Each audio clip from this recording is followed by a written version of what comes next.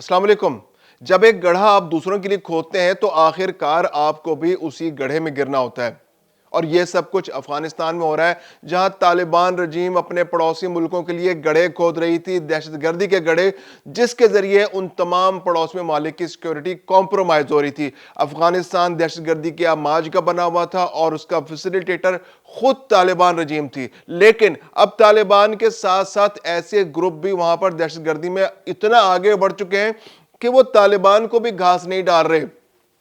اب حالیہ تاجکستان اور افغانستان کے درمیان جو تعلقات خراب ہو رہے ہیں، اس کا الزام ISIS-K پر یعنی داعش خراسانی پر آ رہا ہے۔ داعش خراسانی کون سا گروپ ہے؟ داعش خراسانی ایک ایسا گروپ ہے جو افغانستان پر کنٹرول بنانے کے لیے کوشش کر رہا ہے۔ یہ گروپ طالبان کو چیلنج کرتا ہے، یہ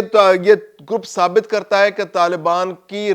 وہاں پر رٹ نہیں، اور داعش خراسانی جہاں چاہتا ہے کارروائی کر سکتا ہے۔ اب انہوں نے چینی مفادات کو نقصان پہنچانا شروع کر دیا ہے، اور چینی مفادات کو نقصان وہ کس جگہ پہنچا رہے ہیں؟ افغانستان تاجکستان کے بارڈر پر، تاجکستان کے علاقے میں گھس کر، جہاں چینی افراد موجود ہیں، جہاں چینی انجینئرز موجود ہیں، جہاں چینی کارکن موجود ہیں، جہاں چینی گولڈ مائننگ کر رہے ہیں، وہ وہاں جا کر ہٹ کر رہے ہیں اور چینی شہریوں کو ہلاک کر رہے ہیں۔ یہ ایک بہت بڑا مسئلہ بن چکا ہے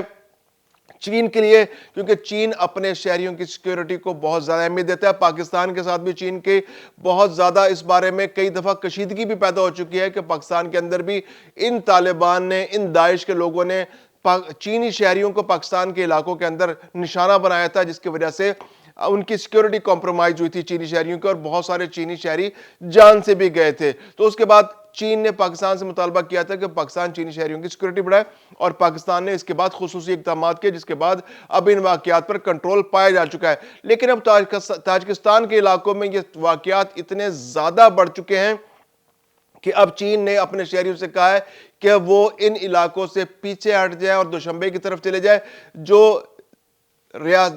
سرحدی علاقے تھے افغانستان اور تاجکستان کے، وہاں پر چین کے شہری گولڈ مائننگ کر رہے تھے، کارکنی کر رہے تھے، اور مختلف مائننگ کے شعبوں پروجیکٹس کے اندر وہ اس کا حصہ تھے۔ لیکن اب چین نے اپنے شہریوں سے کہا ہے کہ ان کی سیکیورٹی سب سے بڑھ کر ہے، وہ یہاں سے ہٹ جائیں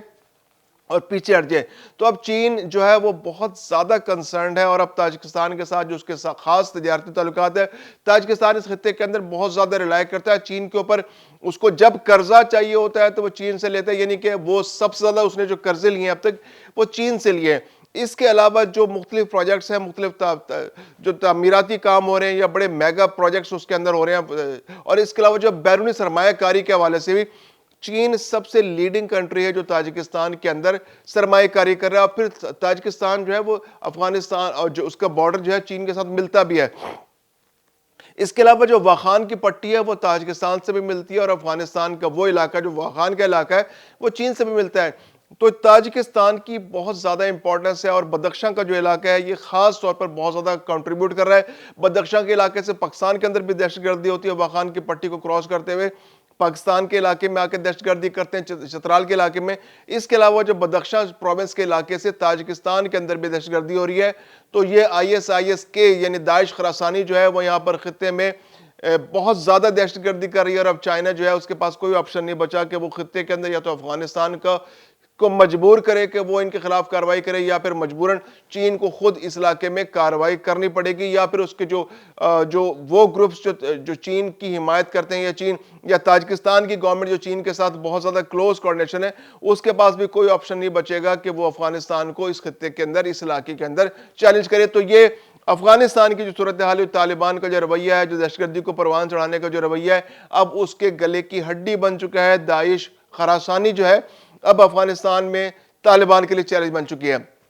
ایک اور بہت اہم خبر ہم آپ سے شیئر کرنے جا رہے ہیں آج کے اس ویلاگ میں، وہ یہ کہ پاکستان کی جو گورنمنٹ ہے، اور خاص طور پر جب KPK کو جو ہدایت جاری کی تھی کہ 31 دسمبر تک آپ تمام کیمپوں کو خالی کرا لیجئے جہاں جہاں افغان پناہ گزین موجود ہیں، تو اب 2 کیمپ جو صوابی کے علاقے تھے ان کو نوٹس جاری کر دیا گیا کہ جناب آپ 31 دسمبر تک اپنا قیمتی سامان اٹھائیں، یا جو بھی سامان آپ اٹھانا چاہتے ہیں اپنا سامان اٹھائیں یہاں سے، جو بھی آپ کے املاک ہیں، جو بھی آپ چیزیں لے جانا چاہتے ہیں ان کو سمیٹیں اور 31 دسمبر سے پہلے پہلے افغانستان واپس لے جائیں۔ دو یہاں پر کیمپ ہیں جن کو خالی کرنے کے لیے، ایک برکئی افغان کیمپ ہے اور ایک گنڈاف افغان کیمپ۔ یہ دو کیمپ ہیں جہاں پر کافی بڑی تعداد میں افغان پناہ گزین اب تک رہائش پذیر سے۔ فیڈرل گورنمنٹ نے بہت عرصے پہلے تمام کیمپوں کو بند کرنے کی ہدایت کر دی تھی اور کہا تھا کہ 31 دسمبر تک تمام کیمپوں کو خالی کرا لی جائے، کیونکہ 31 دسمبر کے بعد ان کیمپوں کو ڈیمولش یعنی کہ ان کو منہدم کرنے کا آغاز کر دیا جائے گا، اور یہ پھر یہاں پر ان کو خالی کرا کر ان کو پھر ڈیپٹی کمشنر جو اس علاقے کے ہیں،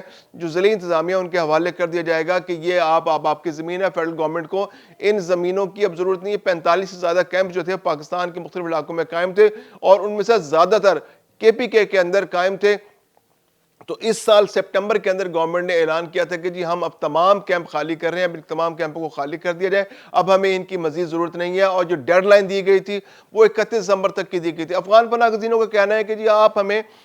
کچھ تھوڑا سا اور چانس دے دیں، سردیاں گزرنے دیں، لیکن یہ ایسے چانس وہ پتہ نہیں کتنی دہائیوں سے لے رہے ہیں، کتنے سالوں سے لے رہے ہیں، کیونکہ افغان پناہ گزین واپس جانے میں ان کا انٹرسٹ نہیں ہے، وہ واپس نہیں جانا چاہتے، خواہ وہ PR کارڈ ہولڈرز ہوں یا ACC والے ہوں یا پھر جو وہ غیر قانونی طور پر پاکستان کے اندر رہ رہے ہیں، تو یہ نہیں جانا چاہ رہے۔ تو افغان پناہ گزین جو ہیں 2025 کے اندر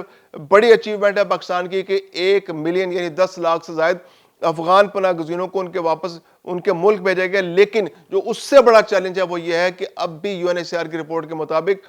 20 لاکھ سے زائد افغان پناہ گزین پاکستان کے اندر موجود ہے، اور ان کی زیادہ بڑی تعداد جو ہے وہ خیبر پختونخوا کے اندر موجود ہے۔ پنجاب کے اندر تو تقریباً 50 سے 60 ہزار افغان پناہ گزین موجود ہیں، اسی طرح تقریباً 60 سے 65 ہزار افغان پناہ گزین سندھ میں۔ بلوچستان سے ان کا بڑی تعداد میں صفایا ہو چکا ہے، جو 1 ملین اس سال گئے ہیں ان میں سے تقریباً یوں سمجھیے کہ 8 سے 9 لاکھ تو صرف بلوچستان سے واپس گئے ہیں، تو زیادہ تر رضاکارانہ طور پر واپس گئے ہیں۔ تو ان کی بڑی تعداد ہے۔ بلوچستان میں اب اتنی بڑی تعداد میں افغان پناہ گزین موجود نہیں ہے جتنی بڑی تعداد KPK کے اندر۔ اس کی وجہ یہ کہ جو خیبر پختونخوا کی حکومت ہے ان کا رویہ کافی نرم ہے، اور وہ ان کو واپس بھیجنے میں انٹرسٹڈ نہیں ہے، کیونکہ یہ ان کے لیے سیاسی ایندھن بننے کو تیار ہو جاتے ہیں۔ یہ KPK میں جو PTI کی گورنمنٹ ہے اس کے جب جلوس ہوتے ہیں، اس کے جب اسلام آباد پر دھاوا بولا جاتا ہے، تو اس کے لیے یہ کارکن فراہم کرتے ہیں افغان پناہ گزین، اور یہ سیاسی ایندھن بنتے ہیں۔ تو اس لیے KPK کی گورنمنٹ کا اسپیشل انٹرسٹ ہے کہ ان افغان پناہ گزینوں کو واپس نہ بھیجا جائے فوری طور پر، اور اگر بھیجا جائے تو ان پر سختی نہ کی جائے، کیونکہ وہ ایک یہ پورس بارڈر ہے، یہ آتے جاتے رہے اور یہاں پر ان کو فیسیلیٹیٹ کیا جائے اور یہ ان کے سیاسی مقاصد کو پروان چڑھانے میں ان کی مدد کریں۔ تو اس طرح سے افغان پناہ گزینوں کی جو 2 ملین تعداد ہے اب بھی پاکستان کے اندر موجود ہے، ان کو واپس بھیجنے کی تیاری کی جا رہی ہے۔ اس کے علاوہ جو بہت بڑا مسئلہ افغان پناہ گزینوں کے لیے سامنے آ رہا ہے کہ پچھلے 4 سال کے دوران جب سے طالبان رجیم آیا ہے، تو طالبان رجیم خود بھی ویلکم کر رہی تھی کہ آپ اپنے ملک واپس آ جائیں، اور جو پڑوسی ممالک تھے ان کا بھی انٹرسٹ تھا کہ اب مزید پناہ گزینوں کو نہیں رکھا جا سکتا۔ تو ان 4 سالوں کے دوران تقریباً 70 لاکھ سے زائد افغان پناہ گزین جو ہیں وہ اب واپس افغانستان بھیجے گئے، اور UNHCR نے اس کو کنفرم کیا۔ اب UNHCR جو ہے اس کی ذمہ داری تھی، اقوام متحدہ کی ذمہ داری تھی کہ وہ ان کو فیسیلیٹیٹ کرتے، ان کو آبادکاری میں مدد کرتے، ان کو خوراک فراہم کرتے، کیونکہ افغانستان کے اندر جو معاشی حالات ہیں وہ اتنے اچھے نہیں، کیونکہ افغانستان کی حکومت نے خود خانہ جنگی کا جو رستہ اختیار کیا، خود دہشت گردی کا رستہ اختیار کیا، استحکام آنے نہیں دیتے۔ وہ خطے میں استحکام آئے گا تو ان کے ملک میں بھی استحکام آئے گا، لیکن وہ چونکہ دہشت گردی کے پشتی بان بنے ہوئے اور دہشت گردی کو پروان چڑھانے والا ملک ہے جہاں پر دہشت گردی کے کیمپ قائم ہیں، تو وہ ان کی عوام کے اوپر بھی اس کے اثرات بہت زیادہ آتے ہیں۔ تو اس وقت بھی چونکہ لا اینڈ آرڈر کی صورتحال بہت کشیدہ ہے، تو تقریباً 2.36 کروڑ افراد ایسے ہیں جن کو خوراک کی شدید ضرورت ہے، لیکن افغانستان کے اندر UNHCR جو ہے اس کے پاس ایسا کوئی پلان نہیں ہے۔ اگر وہ بہت ایفیشنٹلی بھی کام کرے تو 2026 کے دوران وہ تقریباً 30 سے 40 لاکھ لوگوں کو خوراک فراہم کرنے کی پلاننگ کر رہا ہے، جس کے پاس اس کے لیے وسائل بھی پوری طرح موجود نہیں، کیونکہ جو دنیا عالمی برادری ہے وہ اب UNHCR کو اور اقوام متحدہ کو پناہ گزینوں کے لیے فنڈز فراہم نہیں کر رہے، وہ خوراک کے لیے فنڈز فراہم نہیں کر رہے۔ تو 2024 کے اندر جو ہے جو ورلڈ فوڈ پروگرام ہے اس نے جتنے پناہ گزین تھے یہ دنیا میں جو میل نیوٹریشن کے شکار لوگ تھے ان کو تقریباً 50 لاکھ لوگوں کو خوراک فراہم کی تھی، لیکن چونکہ عالمی برادری کا انٹرسٹ اس میں سے کم ہوتا جا رہا ہے تو ورلڈ فوڈ پروگرام بھی سکڑتا چلا جا رہا ہے۔ تو ورلڈ فوڈ پروگرام جو ہے اس نے 2025 میں صرف 10 لاکھ لوگوں کو فیڈ کیا۔ اب آنے والے دنوں میں آپ جس طرح سے پروجیکشنز دیکھ رہے ہیں تو ممکن ہے کہ آنے والے دنوں میں افغان پناہ گزینوں کے لیے مشکلات بڑھ جائیں۔ دنیا بھر میں جہاں جہاں پناہ گزین موجود ہیں ان کے لیے مشکلات بڑھ جائیں، دنیا بھر میں جہاں جہاں لوگ خوراک کی کمی کا شکار ہیں ان کے لیے مشکلات بڑھ جائیں، کیونکہ اقوام متحدہ جو عالمی ادارہ ہے جس کا کام یہ ہے کہ وہ جہاں جہاں لوگ مسائل کے شکار ہیں اس میں عالمی برادری کو شامل کر کے ان لوگوں کی ہیلپ کرنے کی کوشش کریں، تو وہ بھی اب جب اس کے پاس فنڈز نہیں ہوں گے تو وہ کام نہیں کرے گا، اور جب وہ کام نہیں کرے گا تو ظاہر سی بات ہے ان لوگوں کے لیے جو خوراک کی کمی کا شکار ہیں مشکلات میں مزید اضافہ ہوتا چلا جائے گا۔